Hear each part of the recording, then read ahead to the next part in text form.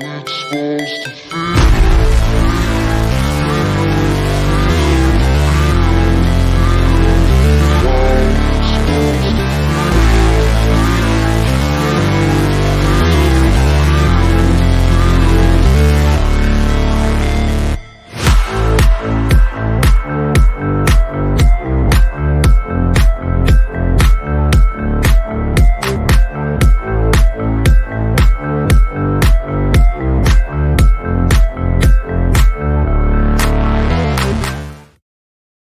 What is going on, everybody? Welcome to the North Shore 9 Postgame Show. I'm Neil. I'm here with Doug again. Doug, we can finally talk about a Pirates win. Yeah, exciting stuff. I'm not prepared. I prepared for 5-1 loss. I had a rant ready of why Sawinski shouldn't hit leadoff and why Santana shouldn't be batting fourth. So you're gonna have to carry the show because all my material is been just shot to hell.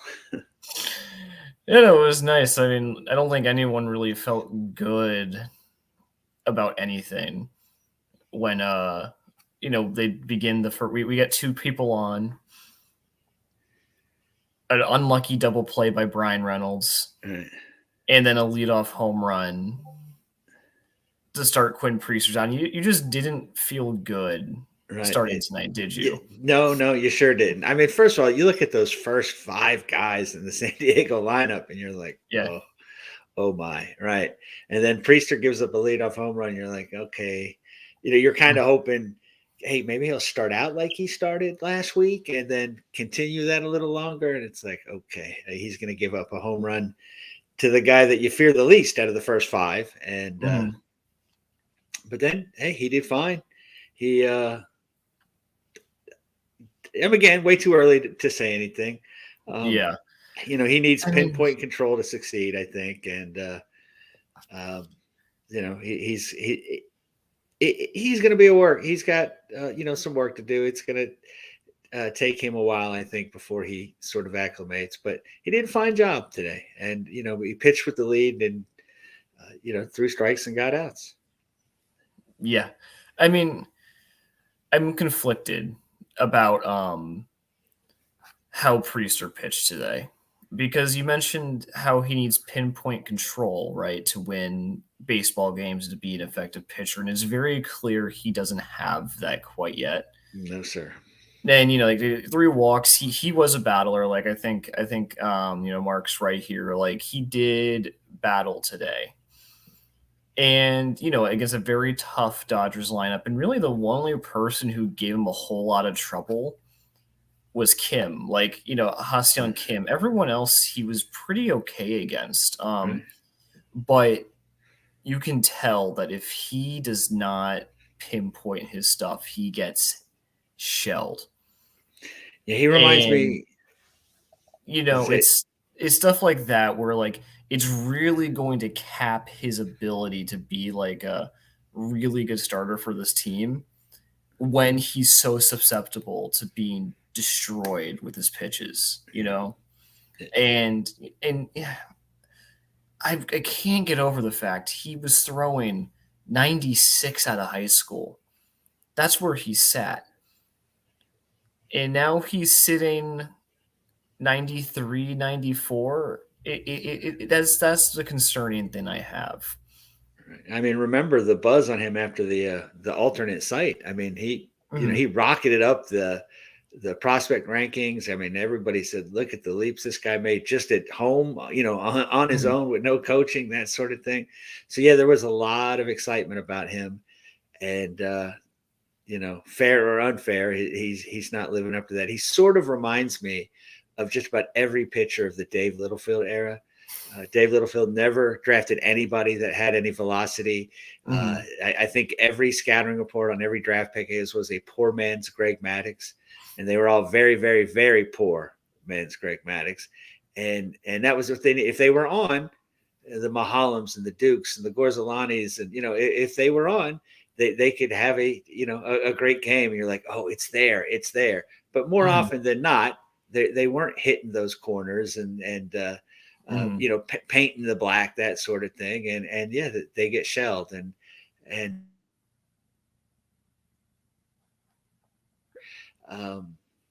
He lowered his ERA today, I believe, to 9.28.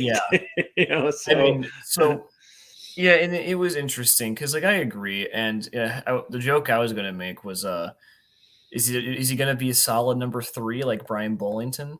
Is that the goal? Right. But yeah, I think he battled today.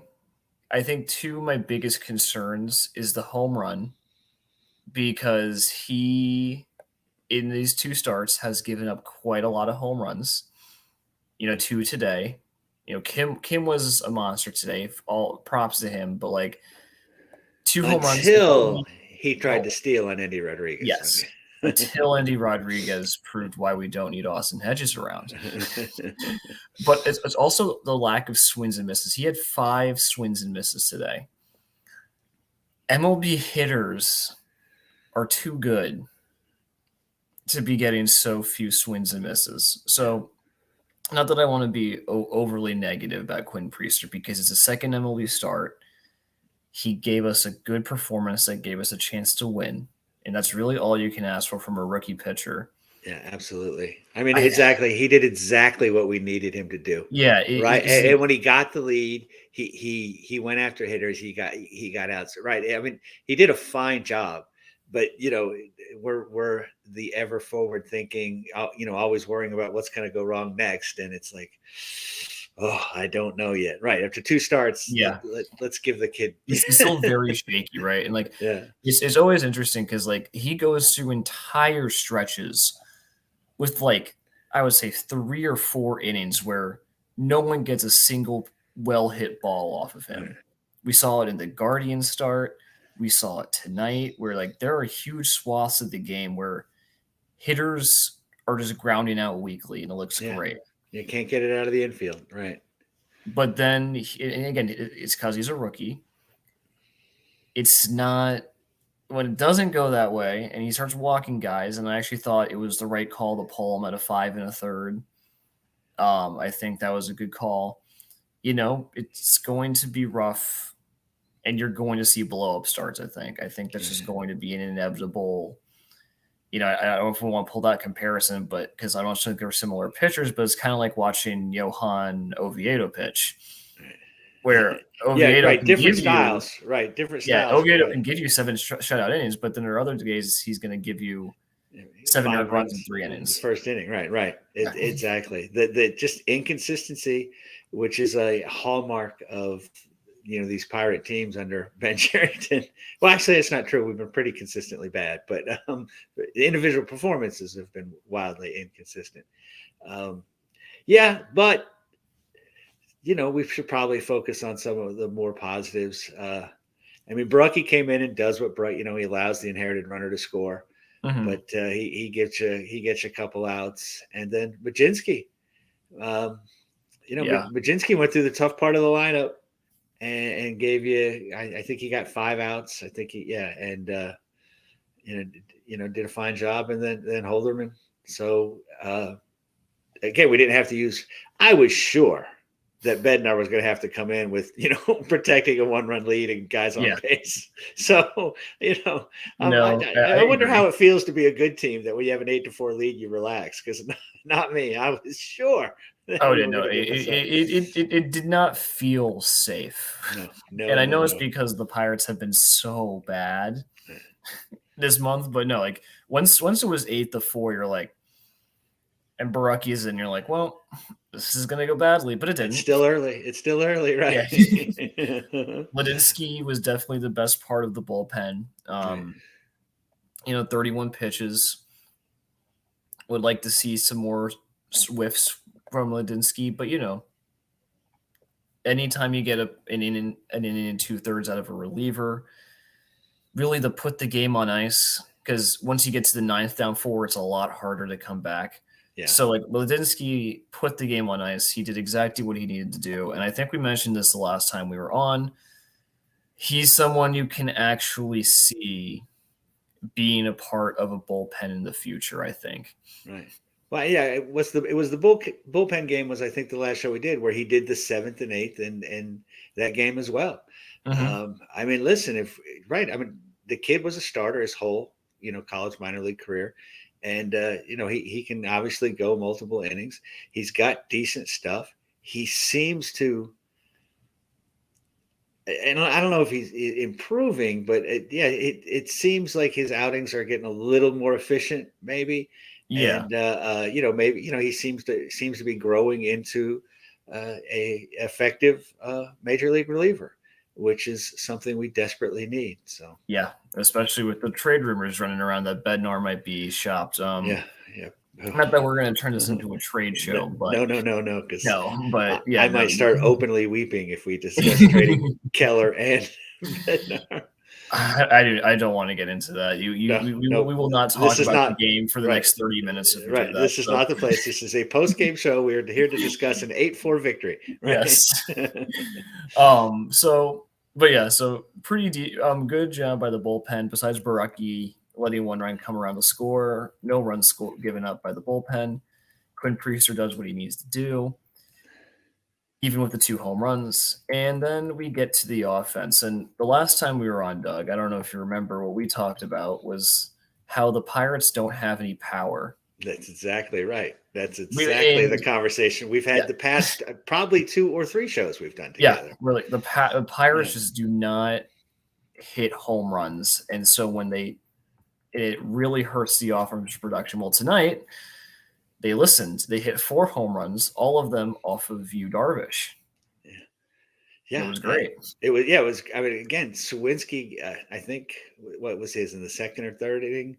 I mean, again, Sawinski is, I think, put to bed the narrative that he does not hit impactful home runs now. That was, he's now seems to be getting hits early in the game and hits the home run. He's got 21 home runs. He's leading the team in most of the power, categories. And I mean, he had a chance at a cycle tonight. I mean, he's never hit a triple, so I guess it doesn't seem that likely. But yeah, he's great. Santana hits 2. We've been kind of complaining, that maybe he should be moved down a little bit in the lineup, and he hits 2 home runs.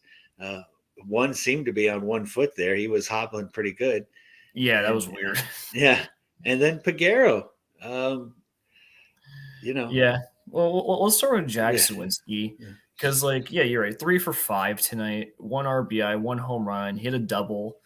That ball was smoked. That home run, you knew immediately was out of the yard. And I think the stat cat was saying it was it only went 380 feet. I don't believe it. They said it went the same distance as Santana's home run, and I don't believe that for a second. It got out of there quick too. And we've gone over this. We've gone over the flaws of Jack Sawinski, but when it comes down to it, at the end of the day, Jack Sawinski is on pre-arb money. He's making MLB minimum at the moment, and he is pacing for over 30 home runs. Right. No matter how you slice that, that's an extremely valuable guy to have on your team. The other thing is he's made a huge improvement from last season, right? So, he puts, what you want is to know that he's putting in the work and that he's learning and growing. And that's what he seems to do. And if he can take another leap this next off season into next year, we really might have, an impact bat that we were not counting on. There was no time during this rebuild where we're like, man, if Jack Sawinski is, comes up and that's we need Paul Skeens to be an ace and we need Endy and we need him. Jack Sawinski wasn't on that list. So if we can get that out of nowhere guy, from the Adam Frazier trade, what a find. You always look around the league and you wonder, why don't the Pirates ever develop these guys who come out of nowhere? Why don't the Cardinals do with everybody? Why don't the Pirates have the Brendan Donovans of the world? Yeah, exactly. And Jack Sawinski is really been a breath of fresh air in that regard. He's a frustrating player to watch. I'm not going to say otherwise. He strikes out a lot. He's sometimes kind of an idiot in center field. I don't really think he should be in center field. But like I said, he is someone who needs to be playing pretty much every day. just because the power threat. And it has to be in center desperately field need. at this point, right? Because it can't be Reynolds, and Henry Davis is in right field. So it is that's right. And so we need that power. We desperately need that power. And if he can hike that average up just a little bit, become a 250 hitter, yeah, like I said, what is he on pace for? About 34, 35 home runs? I mean, That sounds about right. Yeah, I mean, right, yeah. at one point he was on pace for 40. Right. I don't see that. I don't Right. see that happening. I But mean, I mean, starting tomorrow, he could do one of those, 0 Yeah. for 21 stretches. So, right, like I said, frustrating, confounding. I mean, it's a lot of adjectives you can use with him. But right, he's got to play every day. Set him against a tough lefty, I suppose. But I mean, I still want to see him get at bats at lefty so he can improve. Yeah, he did a nice job tonight. He's been. I think he's been improving as the season goes along too. So yeah, I'm real pleased with where he's at, even though I don't quite understand it. So, but yeah, I mean, I think the OPS is 842. Yeah, you can't complain. There's right, a lot of right. issues on this team. You complain about Jack Sawinski at this point is just not a good. It's Right. kind of a waste of time. Yeah. There's yeah. He's way down the list of issues at this point. You touched on it. This guy might be player of the game. Maybe we want to give it to someone else. Carlos Santana was a monster tonight. Yeah. I think both sides of the ball. Yeah, the diving play at first base was kind of crazy. Right, the throw to get the out at second base. Yeah, I don't want him traded, and I know that this is not that kind of show, but I really hope. I think he seems to be a great guy, especially for the Latin players in the clubhouse. I think he's going to win the Gold Glove at first base. It'd be nice to have a Gold Glove first baseman on the Pirates, given the terrible first base play we've seen for I don't know, since Kevin Young. I mean, for 20 some years now. So yeah, and hey, 2 home runs. We don't. Again, you and I beat that horse. We don't have home run power on this team, and boy, it'd be nice if he could pick up that pace a little. You really just wish that Carlos Santana would hit with more power more often, but you also understand he's 37 years old and he's just not that kind of player anymore. But I mean, yeah, he probably shouldn't be traded. And I don't really want them to trade Choi either, maybe for selfish reasons, just because I don't really think they're going to get too much. Right. Yeah. But I think I've said this again and again, but when Carlos Santana is hitting, the offense is hitting. Yeah. And when Carlos Santana is not hitting, the offense is atrocious. And I don't know why that's such a correlation or something I've noticed this year, but it seems to be a reoccurring theme where he's almost the heart and soul of the offense. Yeah, he's a bit of a catalyst. You're right. If he has a good game, we tend to win, right? And I mean, part of it's because he's in the heart of the lineup. Part of it is because we just don't have a lot of other guys that can do much. So when he does, if anybody else can, there's a good shot something good will happen. But yeah, I like him. We don't really have first base resolved, and I agree with you about Choi. We're probably not going to get anything, and he's been hitting the ball well. You look at his numbers, and it doesn't seem that way. But and we have a lot of young guys right now. Steady veteran presence is a good thing.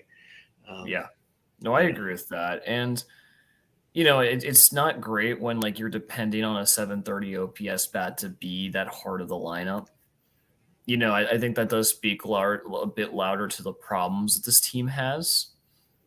But, it is nice to have older guys like that, like the veteran presence, to be able to be clutch. Because I think for the faults of Carlos Santana, and I could be talking completely out my ass here, it just feels like whenever he is hitting, it's when we need a hit. Yeah. That is when he seems to come through. Yeah, I don't think he's ever had a hit while we're down 7-0 or up 8-1. Right. That's not when he does his work, right? So yeah, it seems like it's essential, important times of the game, and his home runs have been impactful. So. And he was very impactful tonight. I mean, before we go to the better performers, I mean, I feel bad for Henry Davis. He was second in baseball. I think I was watching. Full disclosure, I was watching the Padres broadcast because they have good announcers. They do. And Henry Davis was the second most until tonight, second highest on base streak in baseball. No, that's too But he bad. went 0 for 5. Almost. He almost earned an Oscar nomination. That was great. That was fantastic. I bought into it 100%. Oh yeah. Yeah. I mean, he sold that great. Yeah, it's too bad he didn't get on, but yeah, he's the only guy that really didn't get in on the action tonight. But yeah, right. Even Reynolds walked once. Right. But yeah, and then we'll go to Liover Peguero, I think, next. Yeah. First career home run for Liover. Was only a home run in 4 parks in baseball. But, he had 2 hits, 3 RBIs, really slick defensively. Yeah. A short. And I think especially for someone, like when you heard Liover Peguero's name last year in the minors, it was usually because he was throwing the ball away. Right. Like he legitimately had the yips. Yeah.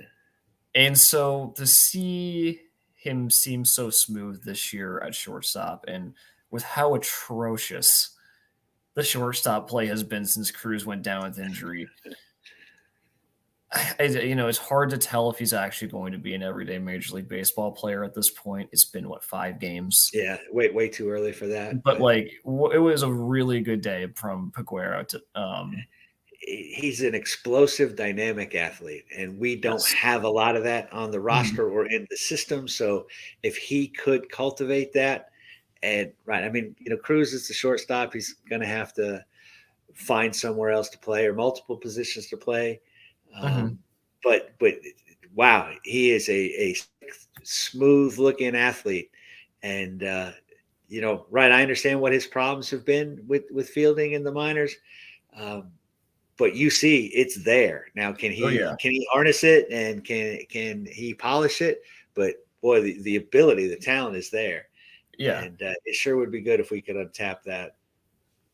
Yeah, and a lot of good teams have good defenses. So when you're kind of looking at a future of the Pirates, where you can put Triolo anywhere in the infield besides first. You have Hayes there, who's the best defender in baseball. You have Cruz with his insane range and his insane arm.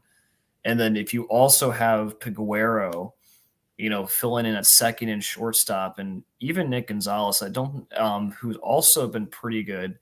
And then you throw in Gold Glove Carlos Santana, that's defensive.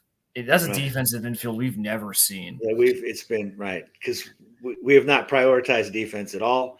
We're like I said, we're working out Connor Joe at second. I mean, we have all these odd little fascinations with putting infielders in the outfield and outfielders in the infield, whatever. Man, I know. I wish they now since this road trip, we've scored enough runs to win games, but we haven't been all season, and we can't afford to give away runs with poor defense. So yeah, if we could get that, the corners look really solid with either Hayes, Triolo, and Santana. And if the middle infield could tighten up, Cruz has so much potential, and just his height alone steals a couple hits a year, and his range steals a couple, and like I said, that arm gets you. So his overall package looks pretty impressive, and then pleasantly surprised by what Gonzalez has done, and very excited about Peguero's potential. Not sure what's going to happen there, but. Well, it's always been the case that Peguero, in terms of pure raw athletic tools, has been one of the top players in the system. It's always been about putting it together, really high ground ball rates. And you've been kind of seeing that as he's been in the majors so far, where he'll have those moments where he'll clock that home run, but then he'll go 3 straight at bats with little dribblers to the third baseman. Yes, some of the same issues as Castro. Yeah, Right. You see the explosive talent there, but is it lack of focus or just I don't know what it is, but it disappears for stretches. He needs a better hitting coach to help him like fix little tweaks in his swing, I think. Yeah. All right, and then I guess we went. I mean, I'll shout out McCutchen. 2 walks, 2 runs, 1 for 3. Did strike out twice. He's becoming a real 3 outcomes player. McCutchen's been fine. We like to see him hit a bit more. Reynolds, 0 hits today. Davis, 0 hits today. Jared Triola, 1 hit, 3 strikeouts. Yeah, he looked bad. Oh, and man, strikeouts. we should talk about it. Yeah. We should talk about Endy. Yeah. Before we get to the sad news, we should talk about Endy. Endy had a good day. 2 hard hit balls, 1 for 3 today. That one pitch where he swung at the first pitch, the one where he swung at the first pitch and like socked it into like the gap that really should have been a double. That hurts, but like it's nice that he's getting that contact. Right. But he also walks twice. I thought he had a really good day today. Yeah, and Kim had a great jump. Oh yeah, and he gunned him down. Right. We have not seen that kind of play this year. No, and that was exciting to see, and sort of bodes well for the future. You know. Yeah. He did. He looked good. He looked good. I mean, God, I feel so old. He looks so young. I mean, he is. You know, he's got braces for crying out loud. He has braces on. You know, he's so young, and he looks just so small. But man, he's an athlete. There's no doubt about that. Is. And again, it'd be nice. It'd be nice to see a lineup with him and Peguero and Cruz and some just see some dynamic things, which we've just had such sort of applauding, Colin Moran's and I mean, consider when you think about the catchers leading up to Endy, it's been like Michael Perez and Jason DeLay and Austin Hedges and Josh Van Meter and Tyler Heineman. And so like when you're seeing someone who like actually looks good at the plate and actually looks like a catcher, it's a nice change of pace, Yeah, it really is. And like he really does. I think he's still like. Well, I think the big thing today is he didn't strike out once. Yeah, he's really been struggling seeing pitches, getting to bat around, like getting his bat speed up. We saw that thing to get today about Henry Davis like pulling him aside, and like telling him to make tweaks with his swing. So like it is a process, but yeah, you feel much, and obviously like you can cite me all the defensive metrics you want. I feel much better with Austin Hedges, with Endy Rodriguez getting starts over Austin Hedges. Yeah. Oh yeah. Because I like to look at the game as a whole, right? Yes, pitch framing is important, and it is great when he steals a strike. But it's also nice when it said Endy Rodriguez throws out a runner and gets a hit. Those things. And it seems like. I mean, again, he did catch the shutout the other day, right? Mm-hmm. I mean, we'd have given Austin Hedges, or the Pirates would have given Austin Hedges a lot of credit for that. So, I'm very excited. Yeah, I have been excited about Endy Rodriguez for a while, and he's come up and he struggled a little with the bat, and I imagine he realizes how much value the Pirates put on his catching, and he's probably really focused on that. And, maybe he's gotten, I don't want to say overwhelmed, but it just had a little too much on his plate. But it seems now that he's relaxing a little, letting his natural ability take over. And I think we're about to see some good things out of him. Man, I hope so. We deserve some good things. Yeah. And finally, I think the last thing we should talk about is poor Marcano. Poor Marcano, yeah. As someone, and it always sucks, is like, I don't really think he deserves a roster spot right now. But, you never want to see that. But that's not the way you want to see him lose. No, right? And that was brutal. And like, I think Mackey tweeted out that it's ligament damage in the knee. So, I mean, that's probably the season for him.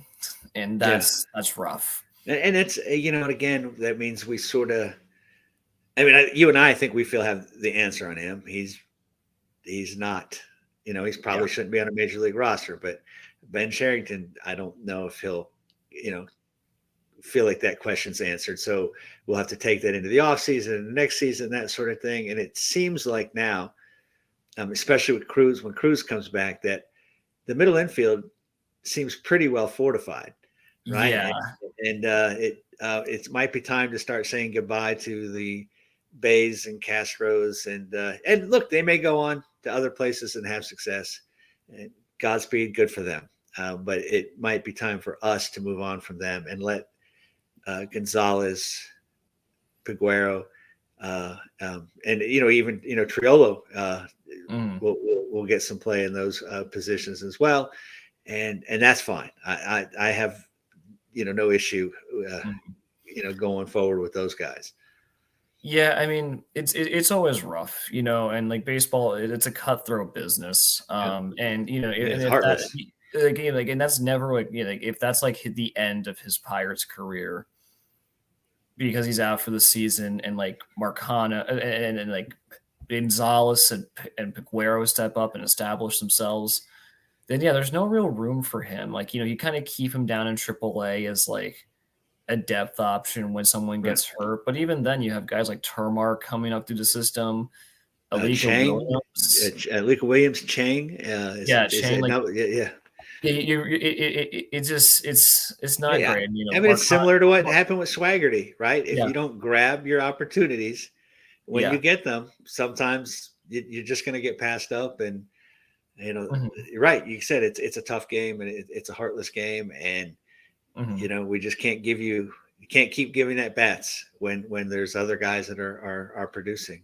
Yeah, So and I was kind of mad at the first place that Marcano was starting tonight, which is like it's like man, like if he's not starting, that doesn't happen probably. And it is unfortunate, but I think like at least if he's on the IL for the rest of the year, he gets major league paychecks. right. So Yeah, at the very least, because he's getting that nice paycheck, and hopefully he keeps that. And I think his attitude's good. Like he's you can always tell he's trying his hardest. yeah, and he's a You smart, crafty player, right? I wish it would have worked out because I like a lot of the things he brings to the table. mhm. But I think they said he was in a 4 for 27 stretch or 1 for 20, something. I mean, Yeah, he's been in a pretty bad stretch. He doesn't have a good enough arm, at short. Although he fielded it pretty well, better than anybody else had until Peguero came up, right? I yeah, mean, so I appreciate what he did. He was he's a ball player. He was a mhm. heady kind of guy. Just didn't seem to have enough talent Yeah. to And capitalize on that. it is a shame, because like you talk about like that play, like he's trying to make a heads up baseball play on a broken play where there's chaos, and like that's the type of stuff you like to see. And so, it's unfortunate, but maybe just part of him that just he doesn't do that anymore Yeah. because of that injury. And Right. and so hopefully quick recovery to him. He gets his Yeah. MRI He's young. tomorrow. He should bounce back. Right. Yeah, yeah, no, it is really just unfortunate, and it does kind of overcast a good win for the Pirates today. Right. Yeah. I mean, it's a nice win. You beat Darvish. You beat the Padres on the road, and I know they're not as playing as well as commensurate to their payroll, but we beat a good team. A team that can put up some runs. It's a good win. Lots of contributions. It wasn't just one guy doing anything. Mhm. So yeah, and hey, on this road trip, we've scored some runs. If we can keep doing that, and hopefully some of the maybe Keller can sort himself out, and some of these other things, maybe we can get on a little good stretch. And I mean, only losing 6 out of 10 instead of 7, maybe, but Yeah. but maybe a little win streak. Who knows? So yeah, I look, I didn't feel very confident coming into this game, and an 8-4 win is a nice thing to see. So yeah, scoring 7 runs off of you, Darvish, hitting 4 home runs off of a guy of Darvish's talent always feels good. right. So especially for a team that doesn't hit home runs. Yeah, we will take that every day of the week. Get Quinn Priester his first win of his major league career. Peguero with his first home run of his career. We should mention Jim Rosati attended this game, or at least claims he did. I mean, maybe he's, maybe he's just saying he was there to, say he was there to win. When he's not being Ohtani's personal photographer as he hits tanks off of us, yes, he was at this game. He's got his he got his Darvish bobblehead. So good for him. And for those of you who don't know, we'll be giving out a David Bednar bobblehead, and it plays Renegade. I don't know if anyone's mentioned that to you at all. No. Yeah, I mean, I thought, breaking news that the bobblehead plays Renegade. So, but yeah, I think that's it for tonight. Yeah. Thanks for those of you who stayed up late. Yeah, thanks a lot, guys. Yeah. We'll be back tomorrow. Hopefully the Pirates can win 2 games in a row. It's called a winning streak. We've done it before. It's been a while, but yeah, we still have a chance to win the series. So yes, apparently we can only win the series. We only have a chance to win the series when it's against the Padres. So we'll take that. Take it. But yeah, thanks for joining us, guys. Have a good night, and let's go Bucks. Hey, you all. Thank you for watching. I know we try to provide the most entertaining content that we can, and we'd love to spread it to as many people as possible. So I know it doesn't seem like a lot, but if you could take the 5 seconds to like this video and subscribe to the page, it helps out so much more than you know.